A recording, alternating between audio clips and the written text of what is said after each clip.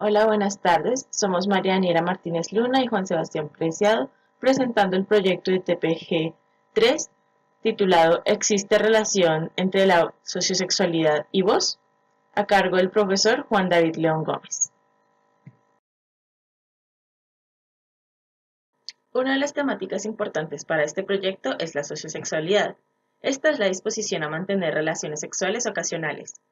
Se compone de tres dimensiones: la conducta, el deseo y la actitud. La conducta hace referencia a los encuentros sexuales pasados de una persona. La actitud es la disposición de una persona a tener sexo sin compromiso. Y el deseo es el interés sexual donde no exista una relación romántica de por medio.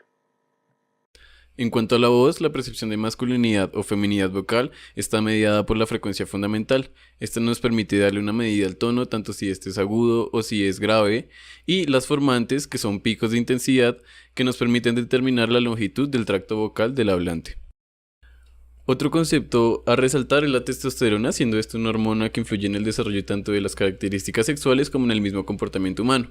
Encontramos estudios como el de Ratus en 2005, donde demuestran que la testosterona influye tanto en el crecimiento como en la maduración de características sexuales, estas en su mayoría masculinas, asimismo como en la conducta sexual. En cuanto a la voz, la testosterona también influye en el engrosamiento de la voz en los hombres, especialmente en términos de la frecuencia fundamental, que como se mencionó anteriormente, es una medida que nos permite evaluar el tono de la voz. Finalmente encontramos estudios como el de Sherman en 2015, donde habla sobre que la testosterona influye en comportamientos relacionados con la agresión, el liderazgo y la dominancia. A partir de los conceptos mencionados anteriormente, nos planteamos el objetivo de la investigación, el cual es determinar si existe relación entre la voz y la conducta sociosexual.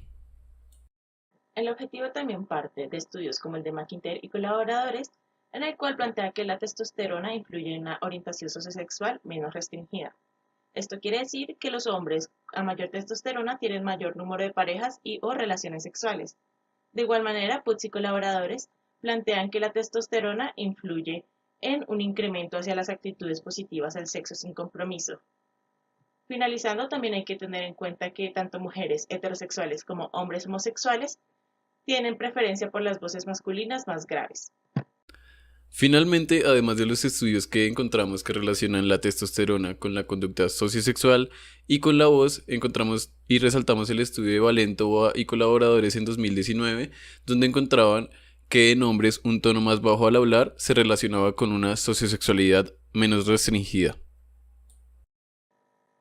Como variables encontramos en las independientes la media del coeficiente de variación y el mínimo de la frecuencia fundamental. Esto debido a que ayuda en la percepción del tono de voz, qué tan grave es y qué tanta canta una persona. De igual manera se tiene la relación de armónicos a ruido, que tiene la relación entre la energía que se da en la voz. En las variables dependientes se tiene la orientación sociosexual, conformada del soy R en general y sus tres dimensiones.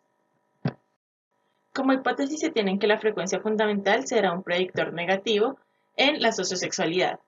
Y la segunda es que las características acústicas de la voz serán mejores predictores en la orientación sociosexual en hombres que en mujeres.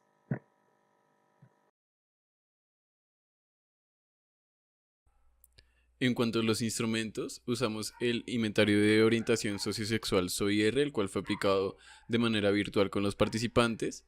Para la recolección de las voces se utilizó un computador, este conectado a una interfaz y la interfaz conectada a un micrófono condensador. Los análisis acústicos y la estandarización de las voces se dio gracias al software Pratt y al software Audacity, y finalmente el análisis estadístico se dio gracias al software Jamovi. En cuanto a los participantes, inicialmente eran 160 mujeres y 142 hombres. Luego de revisadas las grabaciones y de revisado el SOIR, quedaron 124 mujeres y 111 hombres, porque en algunos de esos participantes o no había grabación de la voz o no habían contestado completamente el cuestionario SOIR. El procedimiento constó de 4 fases, iniciando por la fase de selección de participantes, donde se realizó la firma de los consentimientos informados y la aplicación virtual del cuestionario SOIR. Se continuó por la recolección de voces, donde se le pidió a los participantes que pronunciaran las vocales en orden A, E, I, O, U en una cabina insonorizada. Para los análisis acústicos se normalizaron las voces y se separó el ruido de fondo por medio del software Pratt, y luego de esto se agregaron silencios de 0,5 segundos entre cada vocal por medio del software Audacity. Y finalmente, para los análisis estadísticos, se realizó un análisis de correlaciones de Pearson gracias al software Jamovi, y finalmente se ajustaron modelos lineales generales en los que se incluyó la frecuencia fundamental media, el coeficiente de variación de la frecuencia fundamental, el mínimo de la frecuencia fundamental y la proporción de armónicos a ruido como predictores, primero del puntaje general del SOIR y segundo de cada una de sus dimensiones.